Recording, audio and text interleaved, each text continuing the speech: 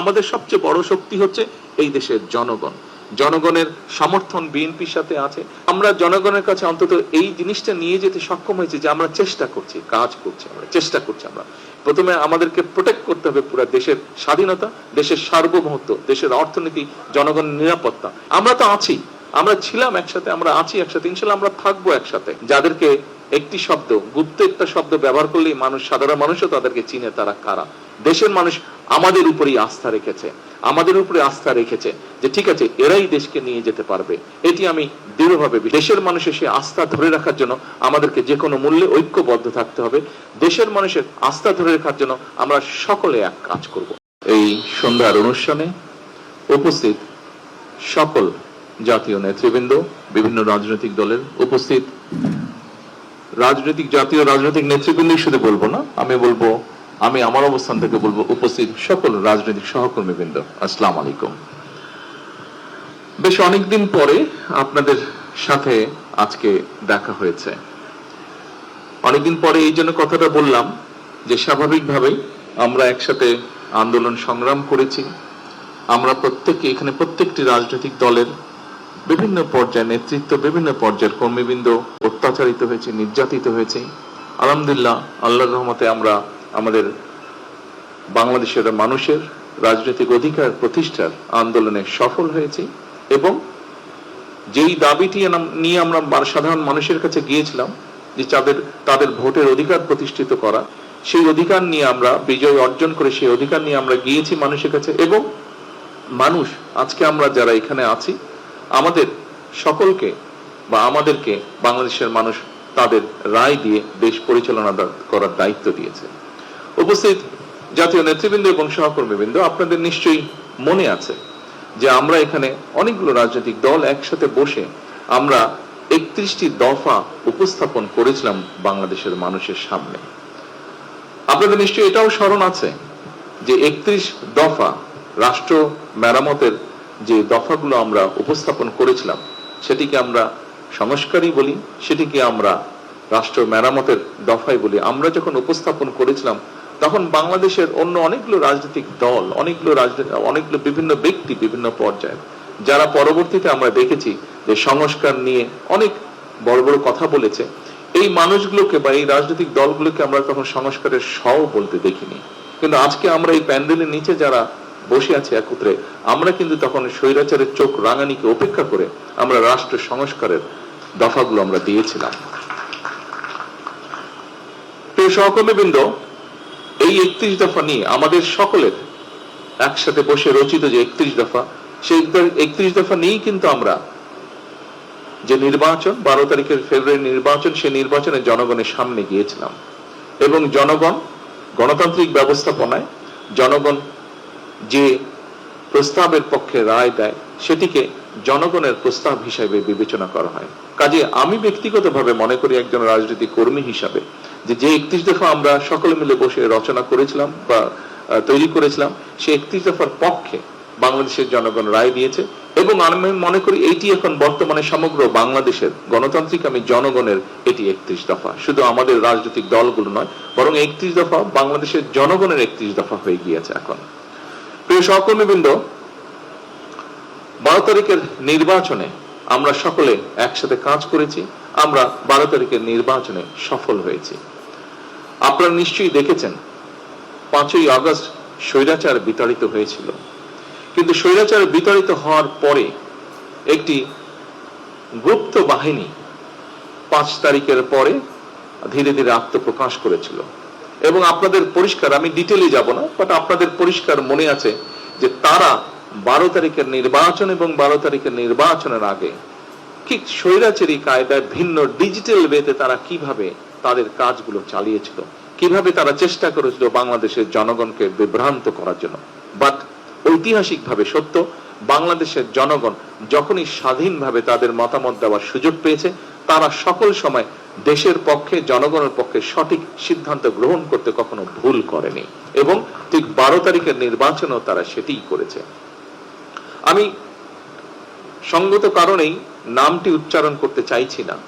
কয়েকদিন আগে আমার সাথে অন্তর্বর্তীকালীন সরকারের একজন উপদেষ্টা সাক্ষাৎ হয়েছিল কথা প্রসঙ্গে উনি বলছিলেন যে উনারা যে 18 মাসের মতন দেশ পরিচালনা করেছেন, এই 18 মাস উনারা দেখেছেন যে কত অসহায়ের মতন উনারা ছিলেন। উনি বলছেন, উনি একজন সেই সরকারের উপদেষ্টা হিসেবে বলছেন, এবং উনি বলছেন সরকারের 60% উপরে সেই গুপ্ত বাহিনীর ইনফ্লুয়েন্স ছিল। সেই গুপ্ত বাহিনী বিভিন্ন, এবং আমরা দেখেছি নির্বাচনের পরে এই গুপ্ত বাহিনীকে দিশাহারার মতন বক্তব্য রাখতে, বিভিন্ন রকম বক্তব্য রাখতে, এবং এখনো তারা বিভিন্ন রকম বক্তব্য রাখছে। তারা আমরা দেখেছি পত্রপত্রিকাতে, আমরা দেখছি সোশ্যাল মিডিয়াতে, আমরা দেখছি সেই ব্যক্তির বক্তব্য হচ্ছে যে এরা দিশাহারা হয়ে গেছে। 18 মাস তারা এমন ভাবে তারা পুরো জিনিসটাকে ব্যবহার করেছে তাদের পক্ষে, কিন্তু 12 তারিখে যখন জনগণ তাদের রায় প্রদান করেছে তারপর থেকে তাদের মাথাটি খারাপ হয়ে গেছে। প্রিয় সহকর্মীবৃন্দ, 16-17 বছর স্বৈরাচারের রেখে যাওয়া পুরো একটি বিধ্বস্ত ইকোনমি, 16-17 বছর রেখে যাওয়া স্বৈরাচারের একটি বিধ্বস্ত জ্বালানি বা বিদ্যুৎ ব্যবস্থা, 16-17 বছর ধরে স্বৈরাচারের রেখে যাওয়া একটি শিক্ষা ব্যবস্থা, একটি যোগাযোগ ব্যবস্থা, একটি স্বাস্থ্য ব্যবস্থা, যেটি বলি না কেন প্রত্যেকটি ব্যবস্থা ছিল বিধ্বস্ত। সরকার গঠন করার সাথে সাথে সরকার গঠন, এই যে আমার টেবিলে অন্তত দুইজন আছেন, মন্ত্রী পরিষদের সদস্য আছেন, ফাইন্যান্স মিনিস্টার আছেন এবং পরিকল্পনা আছেন। পরিকল্পনা মন্ত্রী যে আছেন এখানে, উনি সরাসরি আমাদের জোটের ভিতরে বা আমাদের যুগপৎ আন্দোলনের সাথে ওনারা ছিলেন, উনি ভালো বলতে পারবেন। হয়তো ফাইন্যান্স মিনিস্টার তার দলের কথাই বলবেন, কিন্তু পরিকল্পনা মন্ত্রী তিনি তো সরাসরি আমাদের দলে না, উনি যুগপৎ আন্দোলনের শরিক, আমাদের একজন, আমাদের সকল সহকর্মীর মধ্যে একজন, কিন্তু উনিও দেখছেন যে কি একটা বিধ্বস্ত অবস্থায় সরকার গঠন করতে হয়েছিল। এবং সাথে সাথে একটা দিন পরে সরকার শুরু হওয়ার একটা দিন পরে রোজা এসেছে।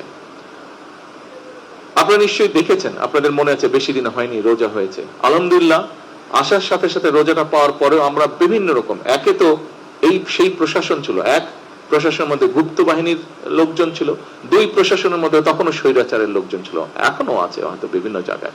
তারপরে আমরা বিভিন্ন রাত দিন পরিশ্রম করার মাধ্যমে আমরা চেষ্টা করেছি রোজাটাকে এমন একটা পর্যায়ে রাখতে যেখানে মোটামুটি ভাবে সারা দেশের মানুষকে একটি স্বস্তি দেওয়া যায়। 100% না হলেও আমি নিশ্চয়ই কেউ অস্বীকার করবে না, আলহামদুলিল্লাহ মোটামুটি ভাবে একদম নতুন একটি সরকারের জন্য যেভাবে আমরা ম্যানেজ করি, আলহামদুলিল্লাহ মানুষজনকে কিছুটা হলেও আমরা কমফোর্ট দিতে সক্ষম হয়েছি।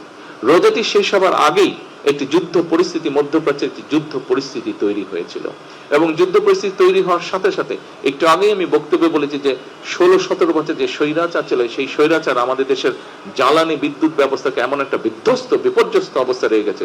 3 লক্ষ কোটি টাকা শুধু এখান থেকেই তারা আত্মসাৎ করেছিল। তাহলে বুঝেন একটি সেক্টর যেখান থেকে 3 লক্ষ কোটি টাকার মতন আত্মসাৎ হয়, সেই সেক্টরটির কি অবস্থায় এসে দাঁড়াতে পারে। স্বাভাবিকভাবে যুদ্ধ পরিস্থিতির কারণে আমাদেরকে তেল বলেন, বিভিন্ন গ্যাস বলেন, এলএনজি বলেন, এই সবগুলো আমাদেরকে বিদেশ থেকে ইম্পোর্ট করতে হয়, এটা তো আমরা এখানে প্রডিউস করি না।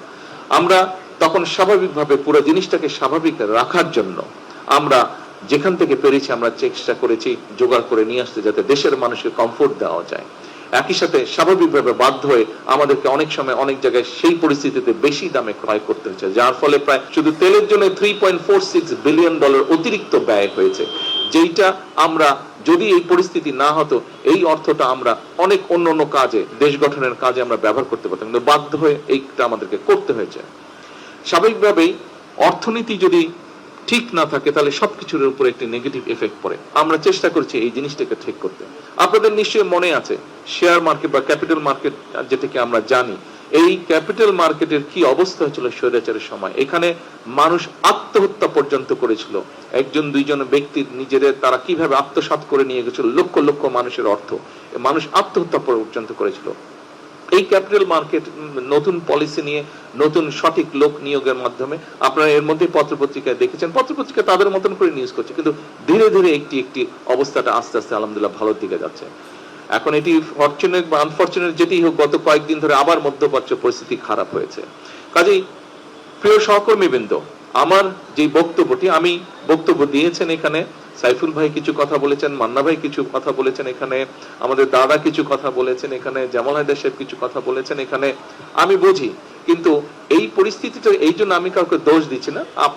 আপনারা যেটি বলেছেন, আমাদের সহকর্মীবৃন্দ, আমাদের যুগপৎ আন্দোলনের নেতৃবৃন্দ যেটি বলেছেন, you have all the reasons to say this, but আমি আমাদের সরকারের অবস্থানটা ব্যাখ্যা করলাম যে কি ডিফিকাল্ট সিচুয়েশনের মধ্যে আমাদেরকে পুরো জিনিসটাকে দেশটাকে সঠিকভাবে রাখার জন্য, মানুষকে কমফোর্ট দেওয়ার জন্য আমরা কিভাবে জিনিসটাকে ম্যানেজ করার চেষ্টা করছি, সামাল দেওয়ার, অর্গানাইজ রাখার চেষ্টা করছি আমরা জিনিসটাকে।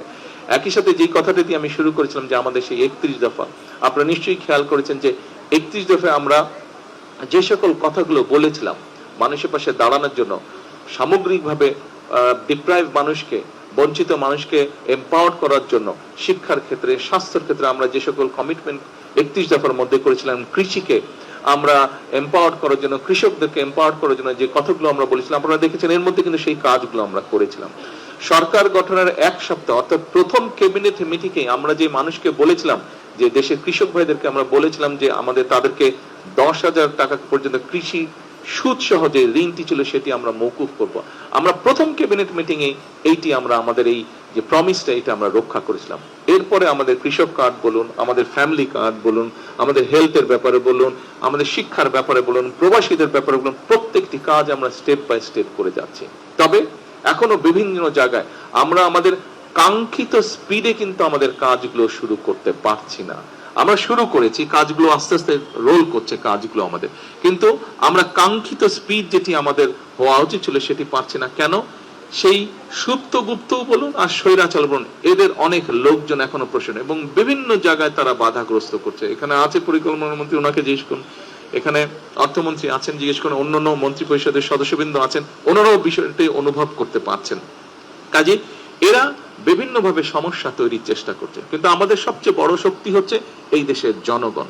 জনগণের সমর্থন বিএনপির সাথে আছে, জনগণের সমর্থন বিএনপি সহ সকল যুগপৎ আন্দোলনে আমরা যারা শরিকরা ছিলাম আমাদের সকলের সাথে জনগণের সমর্থন আছে। এবং আমরা যেহেতু এখানে প্রত্যেকে রাজনীতি করি, রাজনৈতিক কর্মী হিসেবে এতটুকু বলতে পারি আমাদের শক্তি জোর থাকে জনগণের সমর্থন যখন আমাদের সাথে থাকে, এবং সেটি আলহামদুলিল্লাহ আল্লাহর রহমতে আমাদের সাথে আছে। এবং যেহেতু আমরা আপনাদের বক্তব্যে একটি ফুটেছে, আমি জানি আপনাদের কিছু মনের কষ্টের কথা আপনারা বলেছেন, তবে এটিও আপনাদেরকে আপনাদের আন্তরিকভাবে ধন্যবাদ। এটিও আপনারা বলেছেন, যে সকল সহকর্মীবৃন্দ বলেছেন, দাদা এখানে বলেছেন, শাহসুল ভাই এখানে বলেছেন, মানন ভাই এখানে বলেছেন, যে আমরা জনগণের কাছে অন্তত এই জিনিসটা নিয়ে যেতে সক্ষম হয়েছে যে আমরা চেষ্টা করছি, কাজ করছি, আমরা চেষ্টা করছি, আমরা এইটি আমরা নিয়ে যেতে সক্ষম হয়েছি। আমাদের প্রথম যে স্টেপটি সেটিতে আমার মনে হয় আমরা সফল হয়েছি। কাজেই সমস্যা কতগুলো আপনাদের সামনে তুলে ধরেছি। আমি দৃঢ়ভাবে বিশ্বাসী যে আমার সহকর্মীবৃন্দ, আমরা যারা যুগপৎ আন্দোলনে ছিলাম, আপনারা এই বিষয়গুলি কনসিডার করবেন। আপনারা যে বিষয়গুলি বলেছেন, যে কষ্টের কথা বলেছেন, অবশ্যই আমরা এটা কনসিডার করব। কিন্তু জনগণ যেই দায়িত্বটি প্রথম দিয়েছেন, নিশ্চয়ই আপনারা এই ব্যাপারে একমত হবেন। প্রথমে জনগণের ইন্টারেস্ট আমাদেরকে দেখতে হবে, প্রথমে আমাদেরকে প্রোটেক্ট করতে হবে পুরো দেশের স্বাধীনতা, দেশের সার্বভৌমত্ব, দেশের অর্থনীতি, জনগণের নিরাপত্তা, এই বিষয়গুলোকে আমাদেরকে যে কোনো ভাবে হোক প্রথমে এগুলোকে আমাদের প্রোটেক্ট করতে হবে। তারপরে অবশ্যই অবশ্যই বাকি যে বিষয়গুলো আছে, আপনাদের যে বক্তব্যগুলো আছে, আপনাদের যে বিষয়গুলো আছে বলার, উপস্থাপনা আছে, সবগুলো বিষয় আমরা চেষ্টা করব অ্যাড্রেস করতে। আমরা এতদিন একসাথে ছিলাম, কেন আমরা আপনাদেরকে ছেড়ে দেব? কোনোই যুক্তি নাই।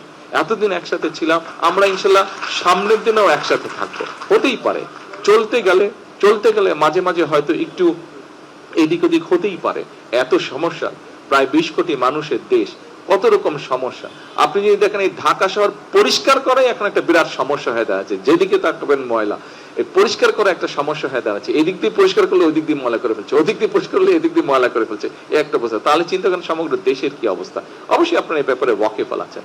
আমি শুধু এতটুকু অনুরোধ করব, একটু আমাদের সকলকে ধৈর্য ধরতে হবে। কারণ খুব সম্ভব মান্না ভাই ওনার বক্তব্যে বলেছেন যে জনগণের প্রত্যাশা অনেক, জনগণের প্রত্যাশা অনেক। সেজন্য আসুন আমরা সকলে মিলে চেষ্টা করি জনগণের প্রত্যাশাটাকে আগে আমরা অ্যাড্রেস করি। আমরা তো আছি, আমরা ছিলাম একসাথে, আমরা আছি একসাথে, ইনশাল্লাহ আমরা থাকবো একসাথে। কাজে আমাদের মধ্যে আমি মনে করি না ডিফারেন্স অফ ওপিনিয়ন হতে পারে, কিন্তু ভুল বুঝাবুঝির কোনো কারণ আমাদের মধ্যে আছে বলে আমি মনে করি না।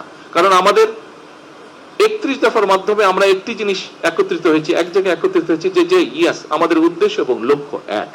যেহেতু আমাদের উদ্দেশ্য এবং লক্ষ্য এক, কাজে আমাদের মধ্যে ভুল বোঝাবুঝির হতে পারে না। হয়তো 31 দফার একটি দফা কিভাবে বাস্তবায়ন করবো এই ব্যাপারে আপনার একটা মত থাকতে পারে, আমার একটি মত থাকতে পারে, এখানেই হয়তো কিছুটা ভিন্নতা থাকতে পারে, কিন্তু আমাদের মধ্যে কোনো বিভেদ নেই। কাজে আমাদের মধ্যে যদি কোনো বিভেদ না থাকে, আমরা নিশ্চয়ই আমাদের 31 দফার আলোকেই হোক এবং একই সাথে জুলাই সনদের আলোকেও আমরা ইনশাল্লাহ দেশকে সামনের দিকে এগিয়ে নিয়ে যাব। এবং আপনাদের প্রত্যেকের একটি কথা একটু পিছনে নিয়ে যাই, আমরা যখন আন্দোলন সংগ্রামে রাজপথে ছিলাম, আজকে অনেকেই দাবি করে, কারো নাম আমি উল্লেখ করতে চাই না, যাদেরকে একটি শব্দ, গুপ্ত একটা শব্দ ব্যবহার করলেই মানুষ, সাধারণ মানুষও তাদেরকে চিনে তারা কারা। এদেরকে কিন্তু আমরা অনেক খুঁজেছি, তাদেরকে আমরা পাইনি, আমি পাইনি দূরে থেকে। আপনারা কি কেউ পেয়েছিলেন রাজপথে তাদেরকে? তাদেরকে কিন্তু রাজপথে আমরা দেখিনি। বিভিন্ন সময় তাদেরকে দেখেছি, যারা পালিয়ে গেছে এই দেশ থেকে তাদের সাথে বিভিন্ন ভাবে আমরা দেখেছি, কিন্তু রাজপথে আমরা দেখিনি। দেখেছি শেষের দিকে এসে কিছুটা আমরা তাদেরকে দেখেছি, শেষের দিকে তারা কিছু কিছু জায়গায় তাদেরকে দেখেছি, কিন্তু 17 বছর বিভিন্ন জায়গায় আমরা তাদেরকে দেখিনি। কাজে প্রিয় নেতৃবৃন্দ, সেজন্যই দেশের মানুষ আমাদের উপরেই আস্থা রেখেছে, আমাদের উপরে আস্থা রেখেছে যে ঠিক আছে, এরাই দেশকে নিয়ে যেতে পারবে।